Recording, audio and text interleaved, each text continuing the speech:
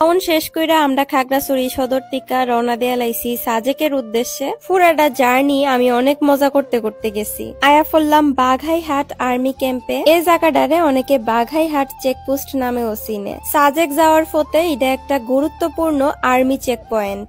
এখানে মিদে ফুতিটা গাড়ি থামাইয়া যাত্রীরা তথ্য রেজিস্টার করাও এবং নিরাপত্তার লাইগা সব গাড়িরে একসাথে ছাইরা দেও, মানে কেউ আলাদা করে যাইতে পারতো না, সবাই একসাথে রওনা হইতে হইব। এখানে অনেক গাড়ি একসাথে থাইমা থাহে, চারপাশে পাহাড় আর হালকা ঠান্ডা বাতাস আছে। সবকিছু মিলাইয়া পুরাটা জায়গা একটা আলাদা পরিবেশ তৈরি করে। আমরা এখানে কিছুক্ষণ বইছিলাম, আডাআডিও করছি, আর আশেপাশে দেখতেছিলাম কিছু পাহাড়ি ফলও বেচা হইতাছিল। যদিও একটু বিরক্ত লাগতাছিল, কারণ এখানেও আমরা প্রায় 1.5 ঘন্টার মতো অপেক্ষা করন লাগছে। অবশেষে অপেক্ষার প্রহর শেষ কইরা আমরা বাইরে আইতাম পারছি। উসানেসা পাহাড়ি পথ দেখতে যেমন সুন্দর লাগতাছিল, এমন ডরও করতাছিল।